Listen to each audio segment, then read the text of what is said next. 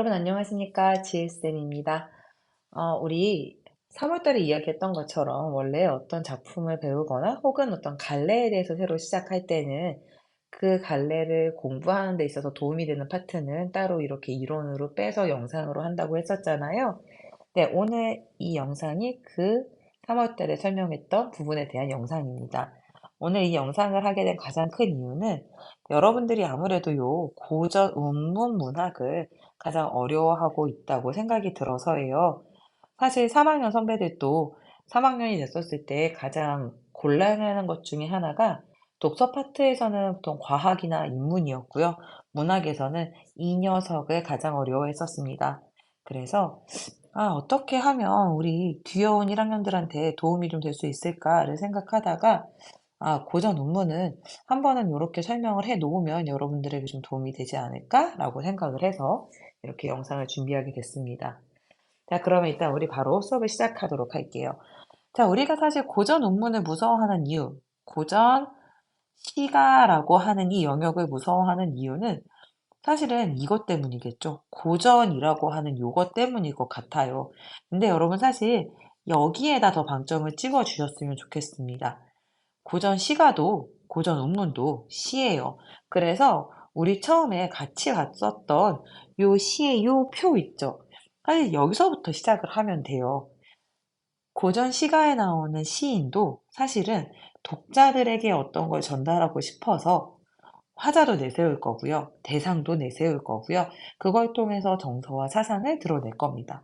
근데 사실 현대 시보다 고전 논문이 더 쉽습니다.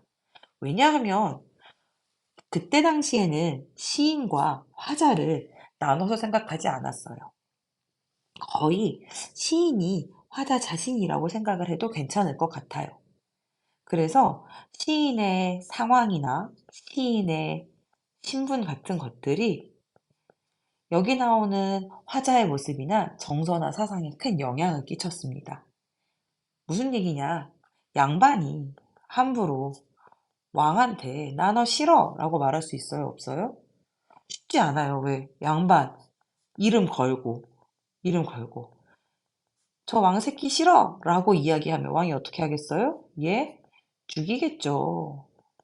그래서 어떻게 해요?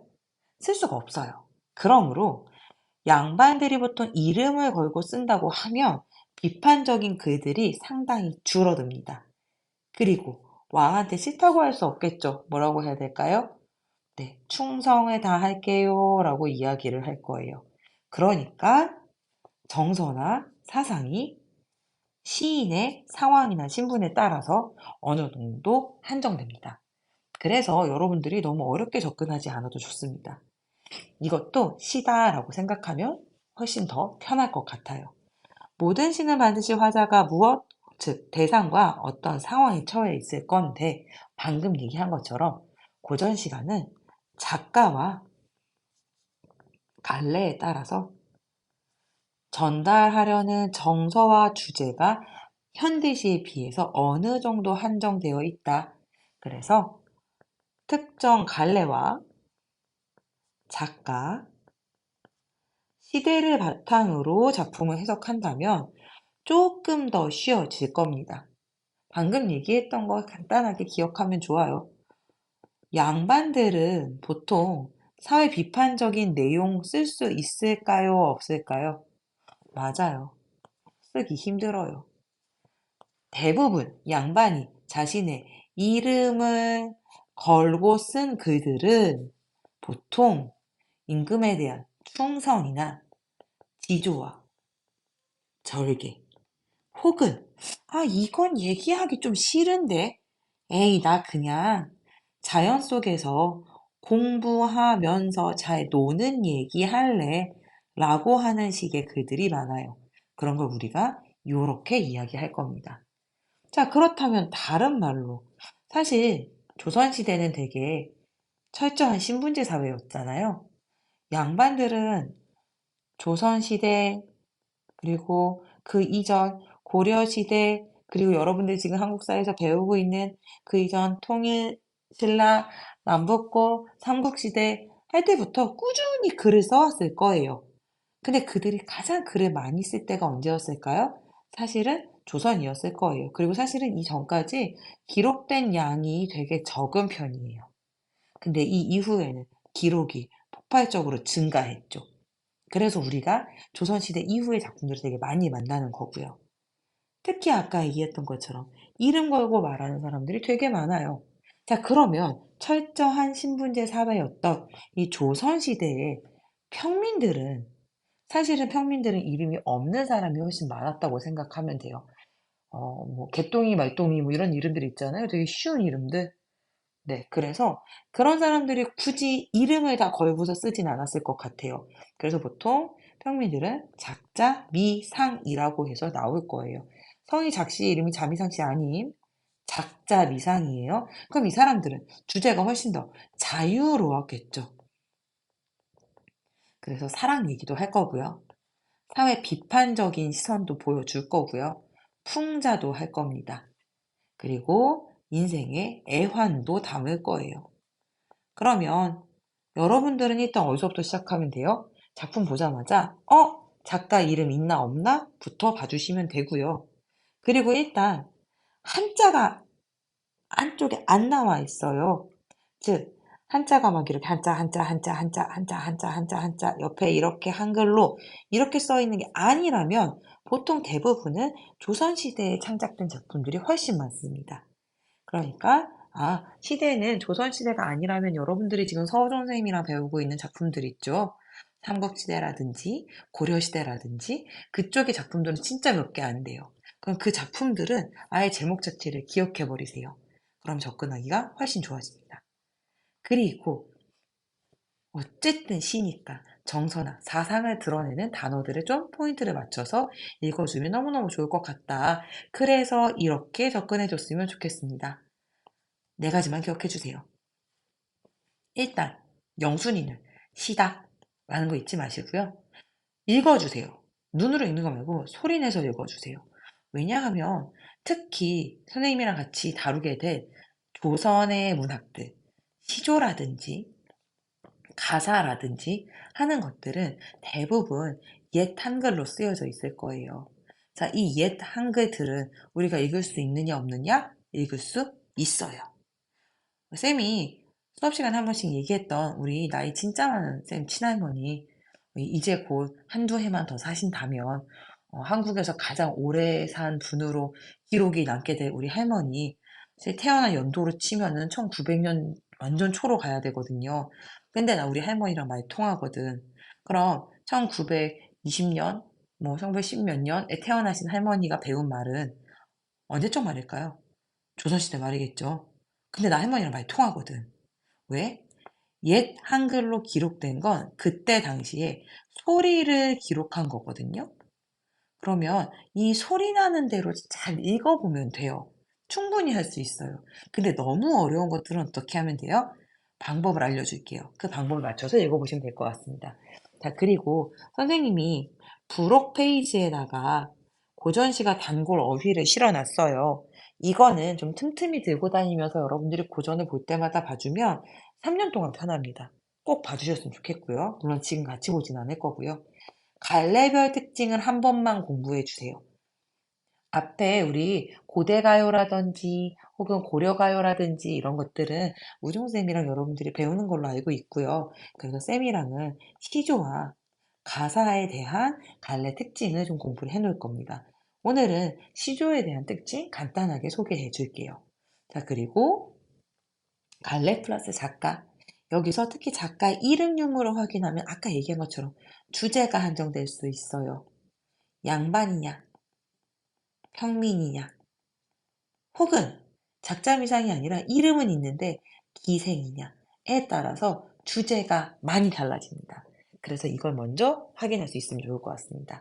자, 일단 여러분들, 사실은 여러분들이 국문과가 아닌 이상 내가 좋아서 고전 문학을 찾아서 읽는 친구들은 있었으면 좋겠지만 없을 것 같아요. 사실 선생님도 고등학교 때 그랬고 국문과 수업 들을 때 제일 재밌었던 건 현대문학이었고요.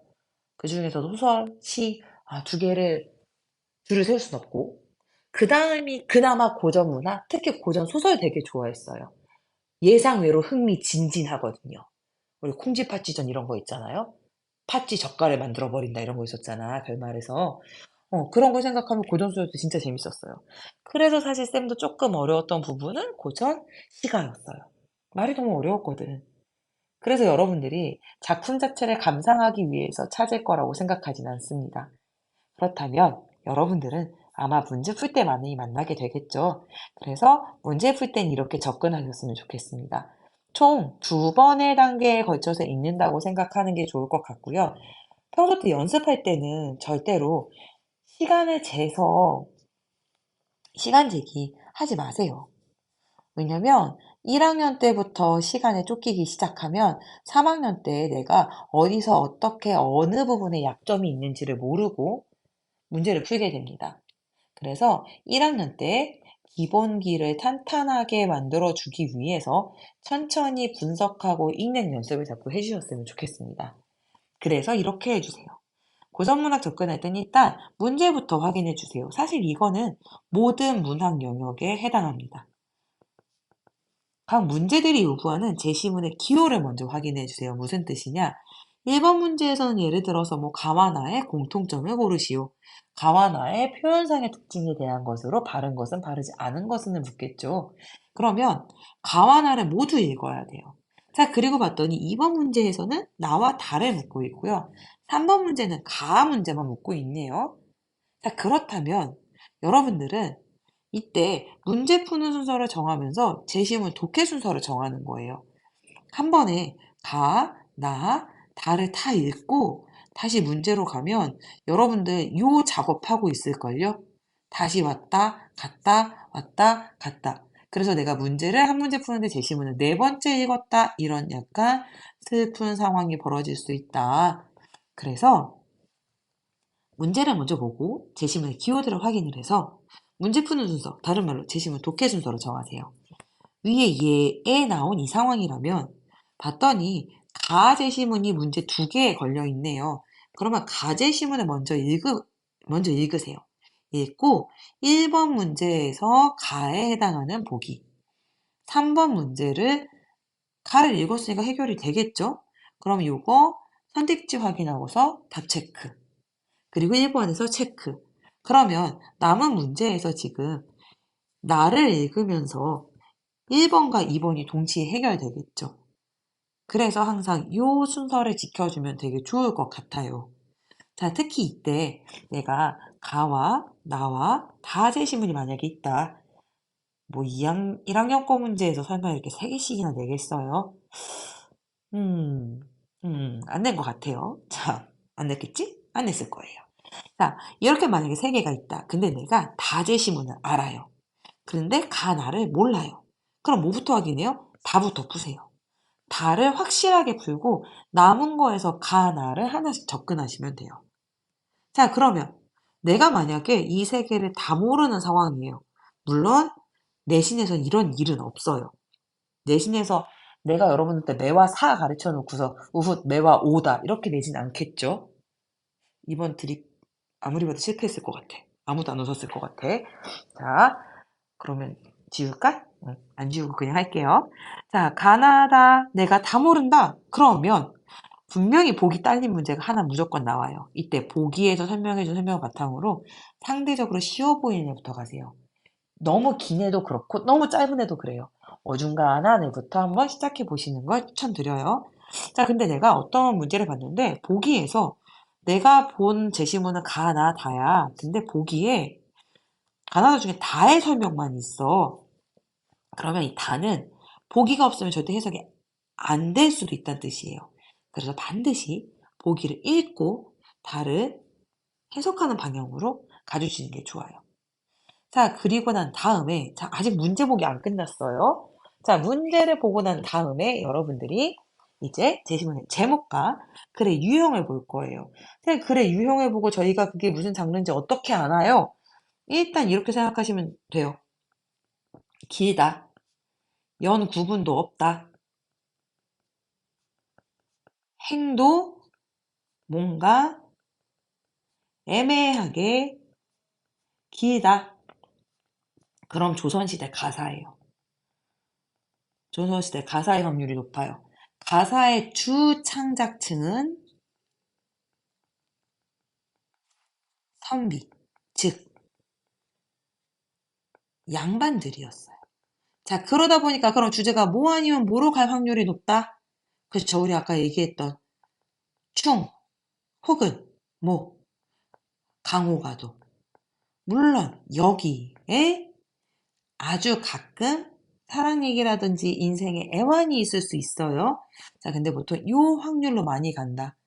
자, 그리고 춤과 함께 나올 수 있는 것들 중에 하나가 이제 억울함을 이야기하는 애들이 있을 수 있어요. 어떤 억울함? 나 유배 갔어요 하는 경우에 얘가 나올 수 있어요. 하지만 이 유배 갔었을 때도 무엇을 말할 수밖에 없어? 충을 말할 수밖에 없는 게 이들의 운명이에요. 그래서 길어. 연구분도 없어. 행도 뭔가 애매하게 길어. 그러면 가사구나. 봤더니 작자 미상이 아니라 이름이 땡땡땡 있어요. 제목도 있어요. 그러면 이쪽으로 주제를 갈 확률이 높다라고 생각하고 읽어주시면 돼요. 알겠죠? 자, 그리고 봤는데 짧아. 대략 3줄 정도야. 그리고 옆에 3줄인데 무슨 수라고 적혀 있어요. 1수, 3수 이렇게 적혀 있고요.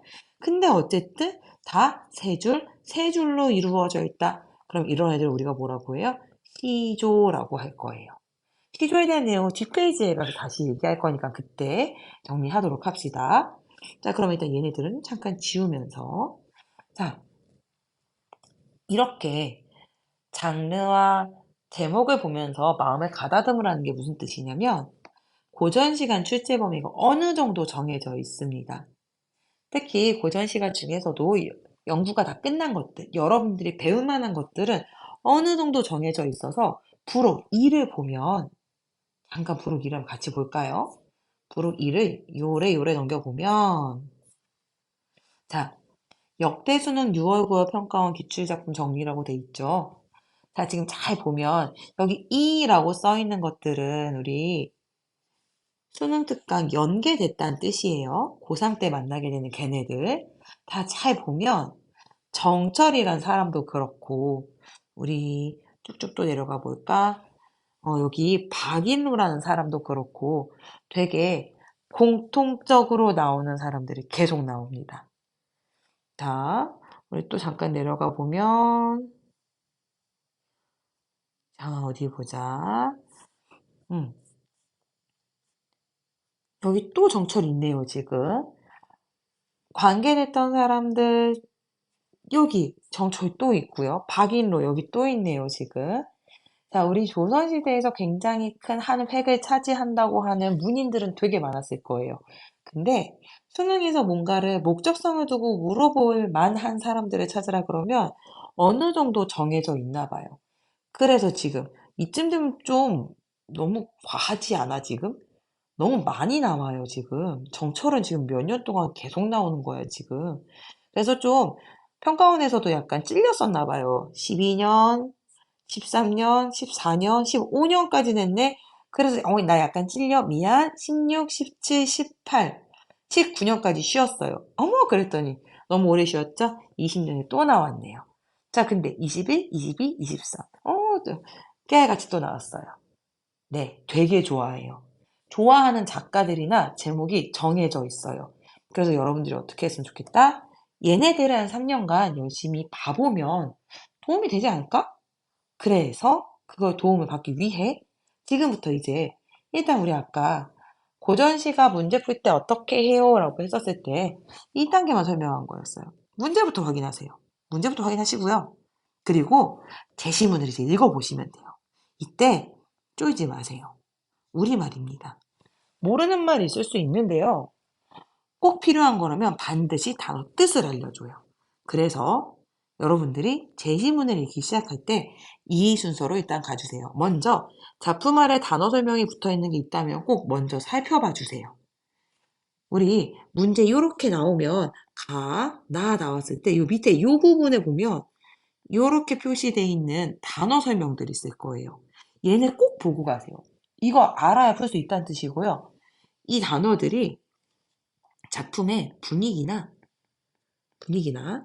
혹은 이 작품을 해석하는 데 있어서 해석에 중요한 힌트를 주기도 합니다. 그래서 이 단어 설명 꼭 읽어봐 주고 가세요.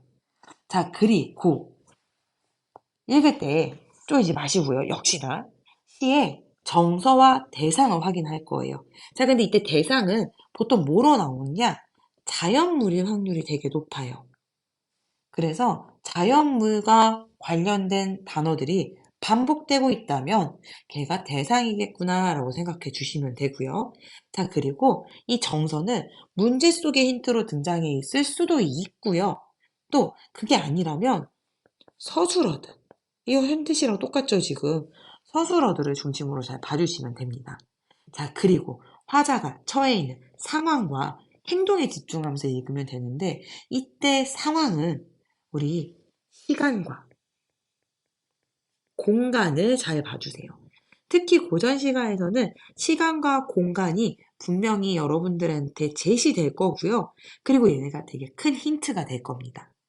그리고 상황과 관련해서 또 봐야 될 것 중에 하나는 정해져 있는 것들이 있어요. 그래서 우리가 이거를 관습상징어들이라고 하는 말로 통칭하는 말이 있는데 정해져서 우리에게 어떤 약속처럼 내려오는 애들이에요. 얘네들과 관련된 상황 꼭 잘 잡고 가셔야 돼요. 자, 그리고 행동에 집중할 때는 앞에서 얘기했던 것처럼 서술어에 잘 집중해서 봐주시면 너무너무너무 좋을 것 같습니다. 자, 그래서 읽으면서 집중할 부분들은 어디냐? 화자와 관련된 서술어, 대상과 관련된 수식어, 그리고 관습 상징어들. 자, 약속한 것처럼, 약속한 것처럼 정해진 상징들이라고 보시면 돼요. 대표적인 예가 사군자 있죠, 우리. 양반들 군자의 4가지 친구래요. 누구누구? 매, 난, 국, 죽이에요. 매, 화, 난, 초, 국, 화, 대나무. 얘네들은 뭐의 상징이다? 지조와 절개의 상징이래요. 그럼 얘네들이 양반 이름을 걸고 쓴 작품에 나와 있다. 그럼 그 작품은 지조와 절개와 관련된 시조의 확률, 가사의 확률이 높다는 거예요. 그래서 이렇게 제시문을 한번 읽으면서 문제를 풀면 도움이 더 될 것 같아요.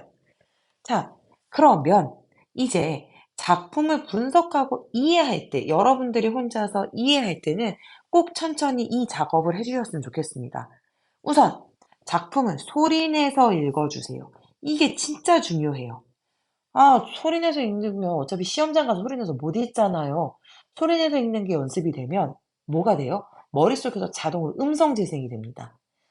여러분들이 선생님이랑 이제 1년 혹시 이상 공부를 하게 되면 선생님이 프린트나 혹은 카톡을 보내거나 그랬을 때 메시지 문장에서 음성 재생이 된다고 하더라고요.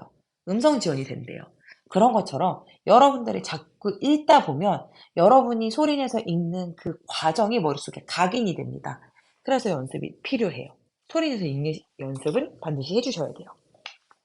자, 그러면 소리내서 읽을 때 방법을 알고 있어야 읽을 거 아니에요, 지금. 예를 들어서 우리가 밑에 지금 요 예를 눈으로만 읽으면 솔직히 읽기 거슬릴 수 있어요.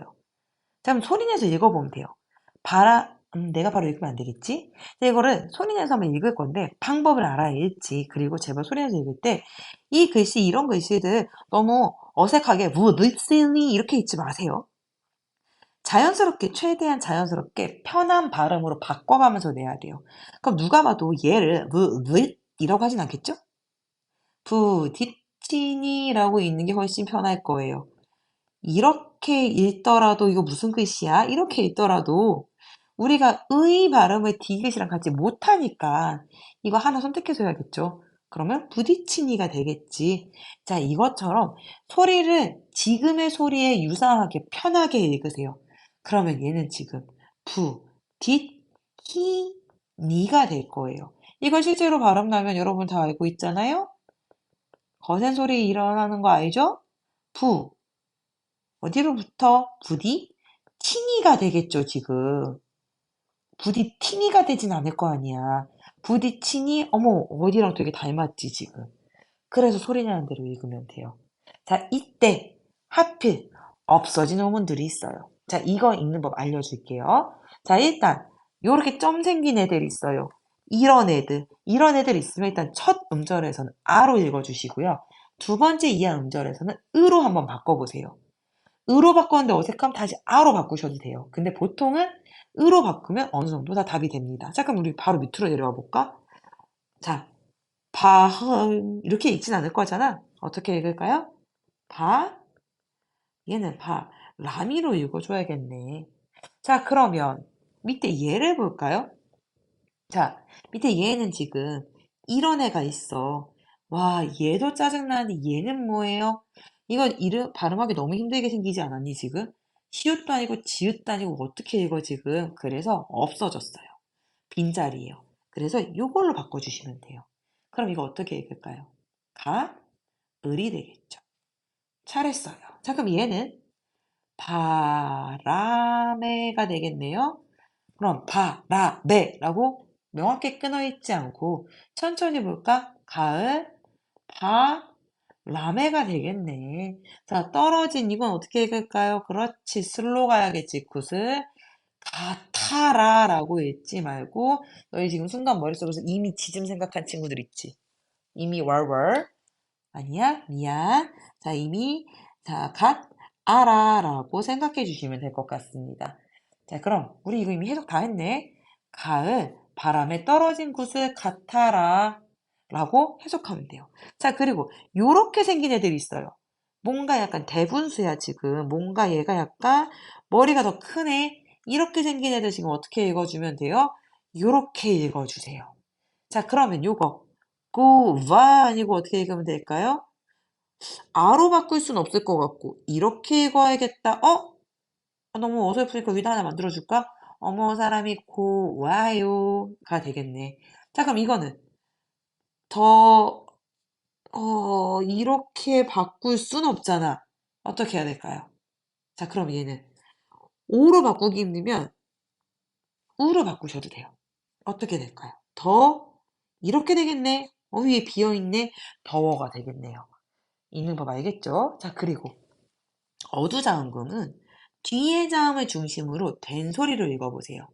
예를 들어서 자, 우리 꿈이라고 하는 애는 원래 옛날에 이렇게 생겼었대요.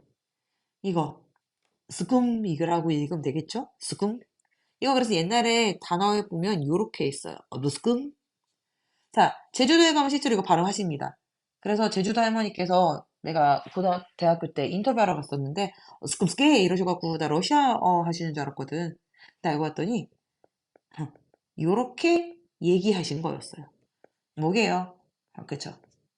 꿈깨. 어, 꿈깨라고 할 때 요거 지금 요렇게 되는 거겠죠, 지금. 자, 그래서 여러분들은 이거 뒤에 것만 살리시면 돼요. 요렇게 되겠죠, 지금. 자, 그럼 우리 요거 밑에 하나 있네요, 지금. 즈듯 이렇게 읽지 않았겠죠? 어떻게 읽을까요? 그렇죠. 뜻이에요. 자, 요 세 가지만 알고 있으면 여러분들 이 전체 고전 시간인데 전혀 어렵지 않아요. 자, 어미풀이 절대 무시하지 마세요. 얘네들 중요하다는 뜻이에요. 그래서 반드시 읽고 가셔야 돼요. 자, 그럼 이거 적용해서 우리 바로 밑에 있는 요 매화사에 나오는 우수 한번 해석해 볼까요? 자, 우리 아까 바람이는 했네요. 어머, 뭐라. 이렇게 안 읽을 거죠? 바람이 눈을 아겠네. 바람이 눈을 몰아. 산창 봤더니, 산속 오두막에 창문이래요. 화자 어디에 살고 있는 것 같아요? 화자가 지금 살고 있는 곳이 산속 오두막인가 봐. 자, 이 오두막에 지금 바람이 눈을 몰아와서 창문에 부딪히고 있네요. 겨울이네요. 겨울에 찬 기운이 스며들어서는 이렇게 안 하고 있죠, 지금. 뭐라고 해야 돼? 자, 이거 우리 아까 이거 뭐로 바꾸자 그랬어요? 아로 바꾸자 그랬잖아. 그럼 어떻게 하면 될까? 그렇지, 새어들어겠네. 그럼 이거 들어니까 들어라고 하면 되겠지. 계속 이미지 좀 자꾸 들이치고 싶어서 이어있기 때문에 계속 이러고 있어요, 지금. 자, 새어들어. 자, 이거 바꿔야겠네. 어떻게 하면 돼요? 자는 매화를 침노한다, 괴롭힌다고 했어요. 자, 우리 시조나 시 읽으면 꼭 그런 거 하잖아요. 중심대사, 그리고 바람. 그럼 둘은 뭐 하는 거야, 지금? 그렇지. 바람이 매화를 괴롭히는 부정적 존재네 뭐 이런 거 맨날 하잖아요, 우리 지금. 그럼 이 부정적 존재임을 알려면 무슨 단어의 뜻을 알아야 돼요? 이 단어 뜻을 알아야 되잖아. 그래서 이렇게 알려준다고요. 그래서 얘를 놓치면 안 돼요. 자, 그럼 또 우리 계속 가봅시다. 자, 종장으로 가보자. 아무리 어우려 허윈드, 자, 어우려, 바람, 눈, 자, 맥락 속에서 파악하면 되게 좋아요. 바람과 눈이 왔네요. 겨울이네요. 요거에 꽂혀보자. 뭐 하려고? 얼리려 한들, 한들. 자, 그럼 이거 뜻, 그쵸, 아까 우리 봄, 뜻, 스, 앗을 쏘냐니까 앗, 을, 소냐라고 써주면 되겠네요. 그럼 이거 무슨 뜻일까요? 화살표가 이상한 데가 있구나. 빼앗을 수 있을 소냐라는 뜻이에요. 그러면 매화는 아무리 바람이 괴롭혀도 봄 뜻, 봄을 알리려는 뜻을 뺏기지 않는다가 되겠죠. 우리 오수 지금 끝난 거예요. 그렇게 어렵지 않죠? 자, 그럼 밑에도 지금 마찬가지예요. 자, 그럼 우리 방금 읽으면서 이것도 파악해 버렸어요, 지금. 자, 여기 꼴랑 오수밖에 안 되지만, 이 오수밖에 안 되지만, 여기서 제일 중요한 게 뭐 같아요? 매화겠죠. 매화가 겨울에 곤란한 상황에 처해 있지만, 그 뜻이 꺾이지는 않는다. 끝났네. 자, 그래서 이것처럼 이렇게 읽으면서 화자, 대상, 상황, 정서 및 태도로 파악할 수 있을 것 같아요. 자, 화자와 대상은 시 갈래의 기본이잖아요. 그래서 방금 한 것처럼 고전 시가에서는 대상이 사람 혹은 사람처럼 제시될 확률이 높아요. 일단 시에서 등장하는 사람을 찾아보는데 없으면 방금 위에 있었던 것처럼 매화, 자연물을 의심해 보면 돼요. 근데 이것도 아니라면 어떻게 하면 되느냐? 사람인 척하는 자연물에 집중해 주세요. 자연물에 집중해 주세요. 자연물에 집중해 주면 너무 좋을 것 같아요. 자, 그리고 화자와 대상이 처해 있는 상황에 집중해 주면 됩니다. 사실 화자가 드러나지 않을 수도 있어요. 왜? 지금 우리 여기서 봤던 요 시, 우수 같은 경우에는 지금 화자가 딱히 드러나 있지는 않아요. 왜? 화자가 매화 얘기하는 게 더 좋거든요, 지금. 매화 얘기하는 게 더 좋아서 화자가 드러나진 않아요. 하지만 여기 나오는 시공간적 배경은 되게 명확하게 드러나죠. 자, 그리고 대상을 굉장히 긍정적으로 보고 있는 것도 알겠네요. 자, 그러면서 감정, 정성, 태도를 잘 찾아주면 되는데, 이때 포인트, 시조는 이 감정, 정서, 태도가 종장에 나올 확률이 매우 높습니다. 자, 그래서 우리 간단하게 시조의 특징 하나만 정리해 놓고 가볼게요. 자, 일단 맨 밑에다가 약간의 여백에다 쓸게요. 자, 시조는 조선시대에 주로 창작됐고요. 조선시대 초기에는 양반이 주로 창작을 했어요. 그러다가 뒤로 갈수록 누구한테 전파가 됐을까요? 중후기로 넘어갈수록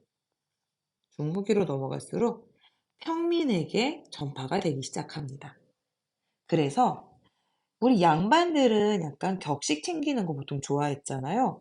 그래서 초기에는 격식을 굉장히 잘 지킨 형식이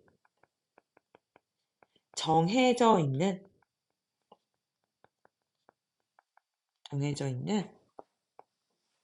평시조를 주로 썼어요.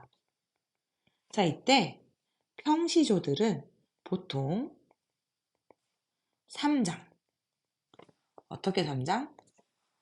초장, 중장, 종장을 갖고 있는 3장.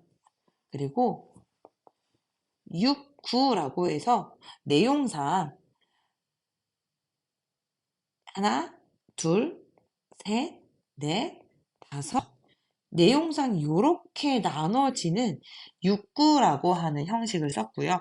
글자 수도 웬만하면 글자 수나 어절을 45자 내외로 했다는데 요건 조금 그냥 머릿속에 지워도 돼요. 여기서 제일 중요한 건 얘예요. 3장은 꼭 지켰어요. 이 중에서 특히 초장과 중장에는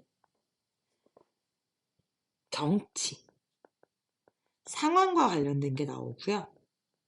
종장에는 반드시 정서나 태도 혹은 주제에 대한 힌트가 반드시 나와야 해요. 그래서 종장이 제일 중요해요. 여러분들이 봤는데 앞에 나오는 얘처럼 혹은 우리 아까 위에서 봤던 오수처럼 만약에 평시조 3장짜리다. 그러면 초장이랑 중장을 봤는데 뭔 내용인지 모르겠어요. 그럼 사실 종장부터 올라가도 됩니다. 종장부터 보고 정서, 태도, 주제를 먼저 찾고 그리고서 경치나 상황을 찾아가도 사실은 나쁘진 않아요. 하지만 지금 요거랑 알고 있다면 전체적으로 위에서부터 가도 무리는 없을 거예요. 자, 평민들로 가면서는 양반들에 비해서 평민들이 조금 더 어땠죠? 자유분방했죠. 자, 그러다 보니까 형식이 조금 달라지기 시작해요. 어떻게 달라지느냐? 사, 설, 시조라는 게 생기기 시작합니다. 그래서 사설시조라는 건 뭐냐? 양반들보다 평민이 할 얘기가 훨씬 많았나 봐요. 3장은 지켰었는데 이 3장을 지키면서 초, 중, 종장인데 이 중장이 엄청 길어집니다. 이게 포인트예요. 엄청 길어지는 게 포인트다. 그래서 어쨌든 평민도 쓰고 있는 것 시조기 때문에 종장에 정서, 태도, 주제를 담고 있는 것 같지만 중장의 내용이 몹시 길어져 있다. 그리고 순, 우리말 표현이 굉장히 많이 나와요. 순, 우리말 표현이 굉장히 많이 나온다. 요것까지 같이 기억을 해두면 여러분들이 시조를 읽게 되는데 그리고 우리가 매화사를 보는데 굉장히 큰 도움이 될 것 같습니다. 자, 그러면 요거에 맞춰서 우리 이수 한 번만 좀 해볼까요? 자, 일단 읽어보면서 인간인 척하는 자연물 혹은 인간 혹은 자연물을 찾아보면서 한번 읽어볼게요. 자, 어리고 성민매화. 자, 그럼 이건 엉성한 성글다에서 오네고요. 그래서 엉성한이라고 그냥 해석해주면 될 것 같고요. 자, 초장에서 매화가 나오네요. 동그라미 쳐주시고요. 너를 믿지. 자, 이거 어떻게 했다? 믿지 않았더니네요. 자, 그러면 매화. 너를 믿지 않았었대요. 매화를 뭐라고 부르고 있어요? 너라고 부르고 있네요. 의인화하고 있네. 그럼 여기서 우리는 얘가 중심 대상의 확률이 있겠다라고 생각해 주시면 돼요. 자, 눈, 기양, 능이, 직혀, 두세 송이 휘였구나 라고 읽고 있지 않죠? 능이, 직혀, 두세 송이 피었구나. 지금 매화가 약속을 지켰대요. 화자는 믿지 않았었는데 매화가 약속을 지켜서 꽃이 피었네요. 그래서 우리 화자 지금 기분이 어떨까요? 기분 어디 나온다? 무조건 마지막 종장에는 나온다. 그럼 종장 읽어봅시다. 촉 잡고 촛불 잡고 가까이 이렇게 안 읽고 있죠? 어떻게 읽었어요? 그렇지. 가까이. 자, 이거 아래야 어떻게 읽으라 그랬죠? 아라고 읽으라 그랬죠? 사랑, 할. 자, 요거 부록에 있는 글씨예요. 찾아서 오면 너무 좋아요. 가까이 사랑할 때. 우리 지금 화장, 매화를 뭐 하고 있어요? 사랑하고 있네요. 자, 그럼 정리해볼까? 자, 중요 대상은 누구 같아요? 네, 매화입니다. 자, 대상은 현재 어떤 상태인가요? 대상은 현재 어떤 상태? 네, 겨울, 눈 왔을 때 약속을 지켰대요. 겨울에 꽃이 핀 상태네요. 꽃이 핀 상태. 화자는 대상을 지금 어떻게 하고 있대요? 그쵸. 대놓고 나와 있잖아요, 종장에. 사랑하고 있네요.